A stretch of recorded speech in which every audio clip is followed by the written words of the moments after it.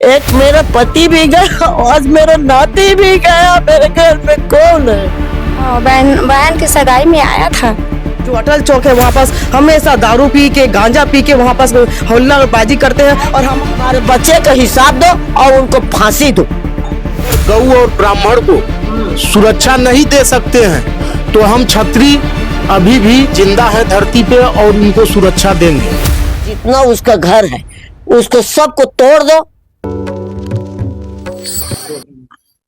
14 फरवरी की देर रात आपने एक वीडियो देखा होगा जिस पर एक लड़के की पीट कर हत्या कर दी गई थी और उसका नाम पंकज उपाध्याय था, जिसकी बेरहमी से पीट कर हत्या की गई थी। आज हम उनके घर में मौजूद है, उनके घर की स्थिति जानने पे पहुंचे हैं और क्या उनके घर वालों का कहना है, क्या स्थिति है और क्या उनकी मांग है, उसको लेकर भी बातचीत करेंगे और आपको दिखाएंगे कि क्या उनके घर की में स्थिति है। पूरे घर में शोक का माहौल है, लेकिन हम आज उनके पास पहुंचे हैं और उनके घर वाले से बात करेंगे। उनके पिताजी से आज बात करते हैं कि क्या स्थिति है, ये घटना कब की है और क्यों, क्या किस वजह से हुई है?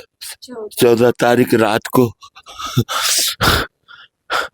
रेती गिट्टी के कारण बोली से देकर कारण बाकी नहीं जानना था मैं।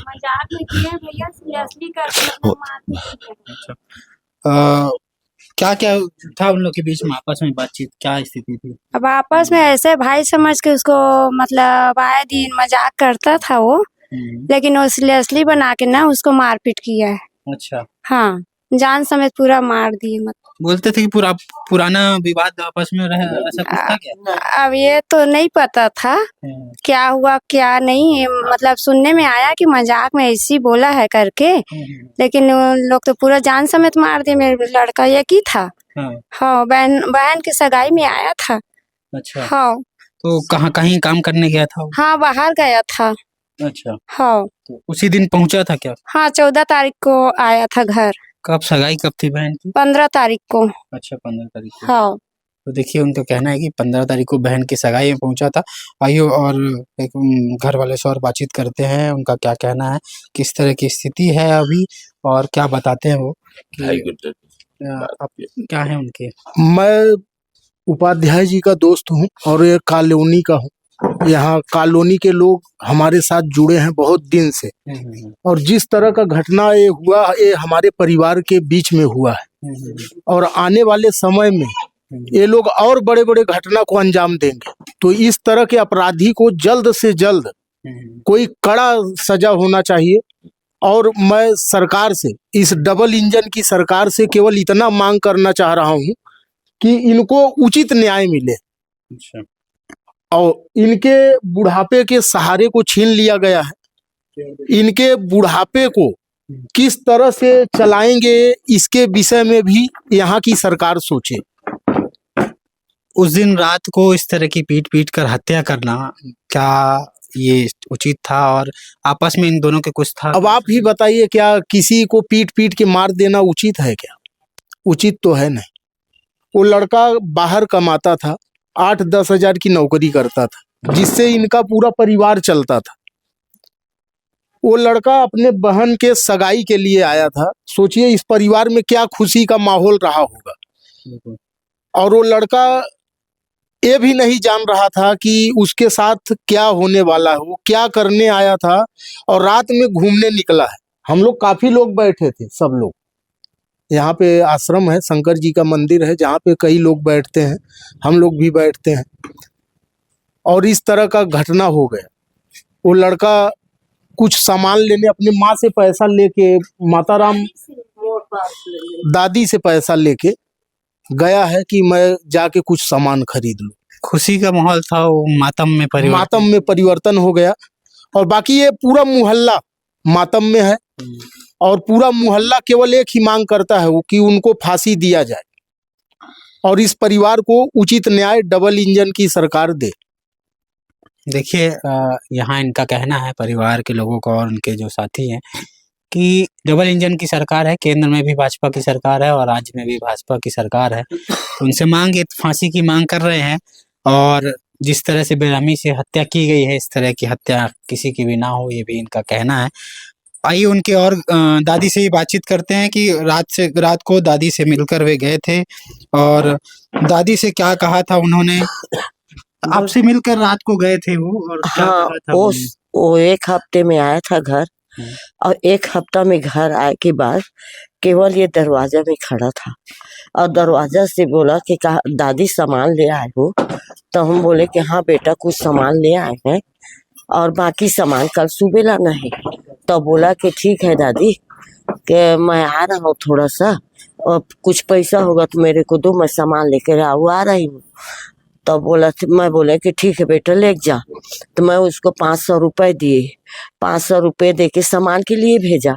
अब वो सामान के लिए वो गया तो उसके बाद तहाँ वो हम सोचे कि आ रहे होंगे, ऐसे हम सोचे है। उसके बाद वो लड़का नहीं आया। 14 फरवरी का रात, हाँ 14 फरवरी का रात था। 15 फरवरी के ओकर बहन के सगाई होने वाला रही है। ओकर बाद नहीं आए है। 2 आदमी बाद में आया और बोला कि पंकज को कोई ने झगड़ा करके कर दिया है, उनको सिम्स में ले गया है, हम घायल है कह के, और हमको नहीं मालूम था है। और उसके बाद हाँ वो आदमी से पूछा भी कि कौन क्या किया, कौन कैसे किया, तो आप बताओगे। तो बोले कि हम नहीं जानते, इतना हम देखे हैं कि पंकज को ले गया है।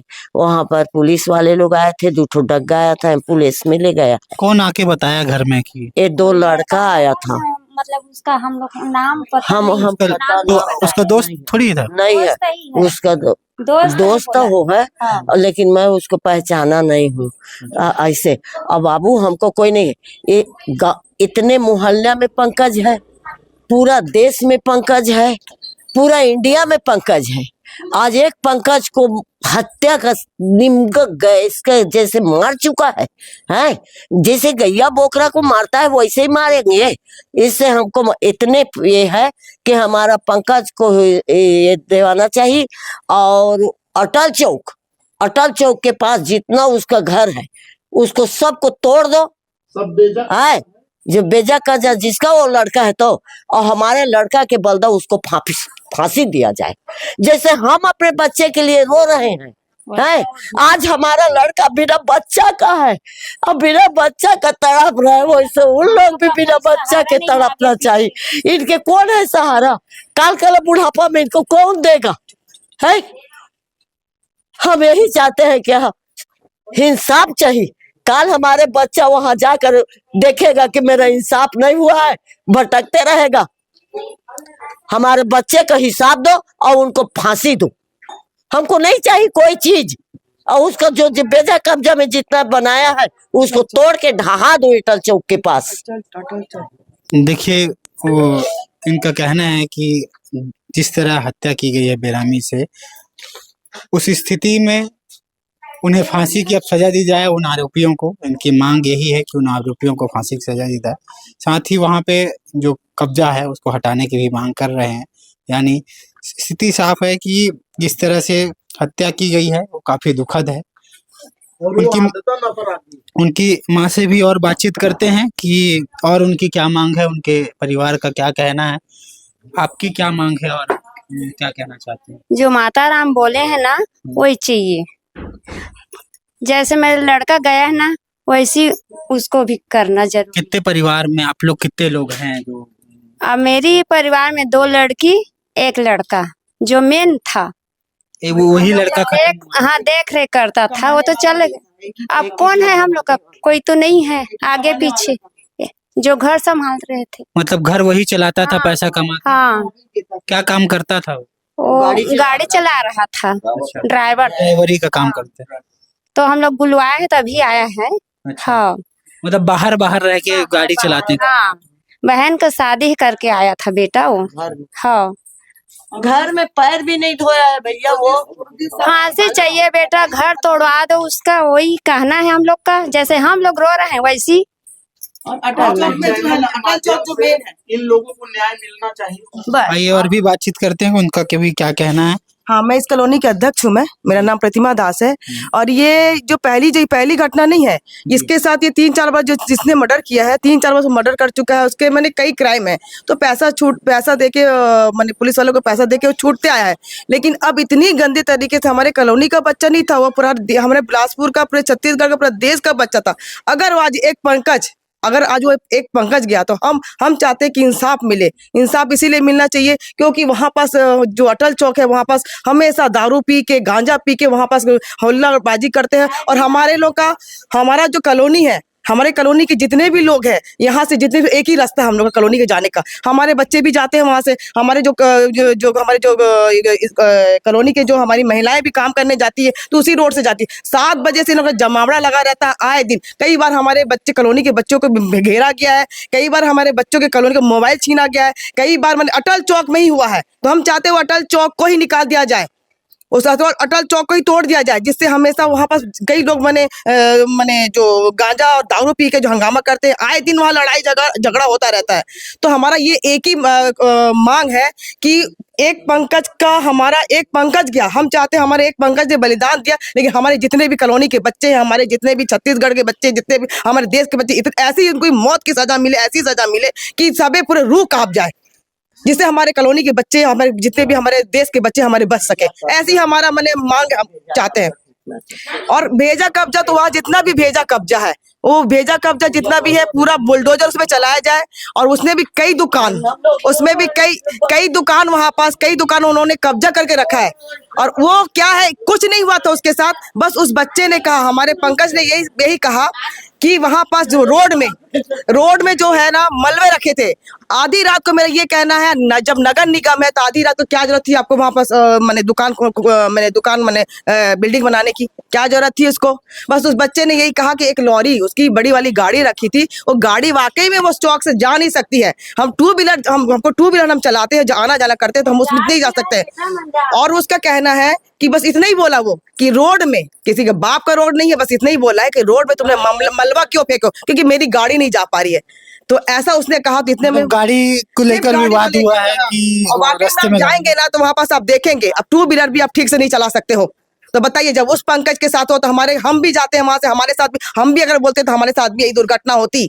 तो हम चाहते हैं कि ऐसा न्याय मिले, ऐसा न्याय जीवन में तो रूह कांप जाए कि 10 बार वो सोचे, हर बार आरोपी 10 बार सोचे कि नहीं करना है। तो हम चाहते हैं कि बुलडोजर वहां चलाया जाए। और आपके चैनल के माध्यम से बताना चाहते हैं शासन प्रशासन को कि अगर गौ और ब्राह्मण को सुरक्षा नहीं दे सकते हैं तो हम क्षत्रिय अभी भी जिंदा हैं धरती पे और उनको सुरक्षा देंगे। उचित न्याय अगर नहीं मिला तो आगे हमारा क्षत्रिय समाज, सर्व समाज मिलकर बिलासपुर का एक बड़ा आंदोलन करेगा।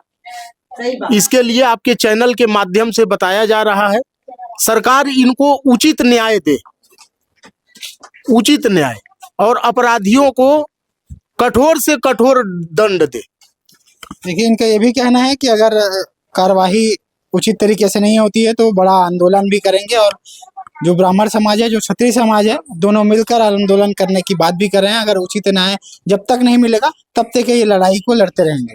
जो चौक के आसपास का जो क्षेत्र है उसे भी हटा दिया जाए, ये भी इनका कहना है।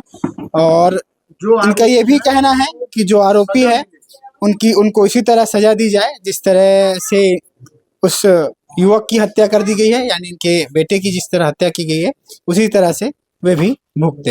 अगर हमारे चैनल को आप यूट्यूब पर देख रहे हैं तो लाइक शेयर सब्सक्राइब जरूर करें, और फेसबुक पेज पर देख रहे हैं तो लाइक शेयर फॉलो जरूर करें।